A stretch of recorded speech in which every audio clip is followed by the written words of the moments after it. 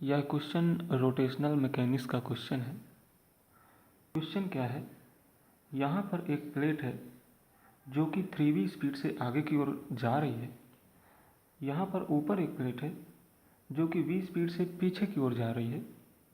बीच में एक डिस्क है जिसकी रेडियस r है और इसके सेंटर की स्पीड v0 है आगे की ओर, और यह ओमेगा नॉट कोणीय वेग से घूम रही है। एक चीज़ बोली हुई है कि यह बिना स्लिपिंग के रोल कर रही है, रोलिंग विदाउट स्लिपिंग, यानी कि बिना स्लिप किए हुए यह रोल करती हुई आगे बढ़ रही है।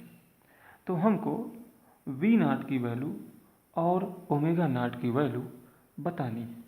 तो चलिए इस क्वेश्चन को सॉल्व करते हैं। देखिए, चूंकि इसका सेंटर v0 स्पीड से आगे की ओर जा रहा है और साथ ही साथ यह ओमेगा नॉट कोणीय वेग से इस तरह से घूम रही है, तो अगर हम इस पॉइंट की स्पीड देखें जो कि इस नीचे वाली प्लेट के टच पर है, तो इसकी स्पीड क्या होगी। देखिए, चूंकि डिस्क एक रिजिड बॉडी है, देखिए हम चीज़ों को रिजिड बॉडी ही मानेंगे जब तक कि क्वेश्चन में कुछ विशेष ना बोला हुआ हो। हम लोग यहाँ रिजिड बॉडी डायनामिक्स के अंतर्गत ये चीज़ें पढ़ते हैं, तो हम चीज़ों को रिजिड बॉडी ही मानेंगे, ठीक है। तो रिजिड बॉडी मानकर हम इसको सॉल्व कर रहे हैं। तो चूंकि यह एक रिजिड बॉडी है और इसके सेंटर की स्पीड v0 है आगे की ओर, तो निश्चित है कि इसका हर एक पार्टिकल v0 स्पीड से आगे की ओर चलने की कोशिश करेगा। तो यह पार्टिकल भी आगे की ओर v0 स्पीड से चलने की कोशिश करेगा, लेकिन यह ओमेगा नॉट कोणीय वेग से घूम भी रही है।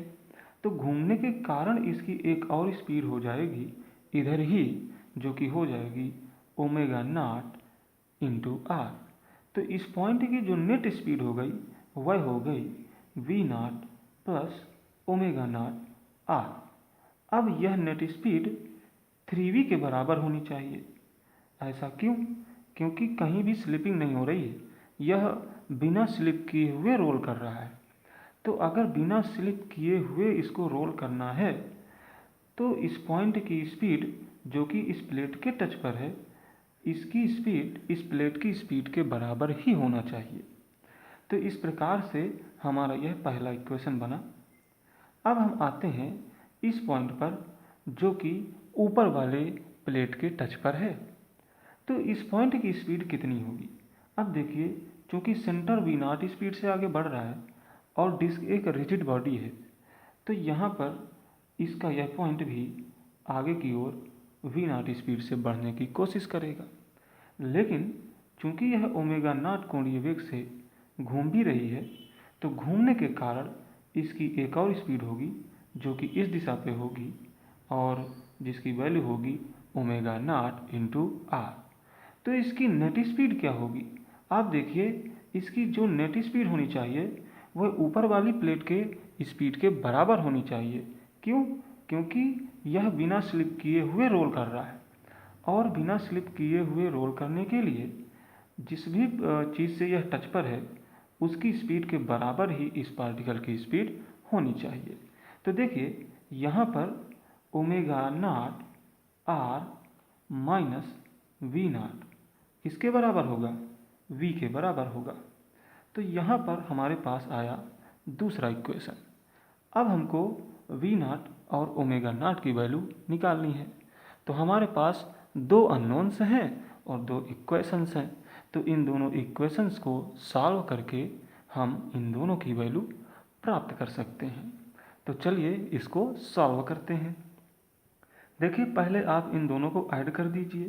तो होगा क्या, v0 और माइनस v0 आपस में कैंसिल हो जाएंगे और ये दोनों जुड़ जाएंगे। तो होगा ये, यहाँ पे आया 4v, तो यहाँ से आया ओमेगा नॉट बराबर 2v बाई आर।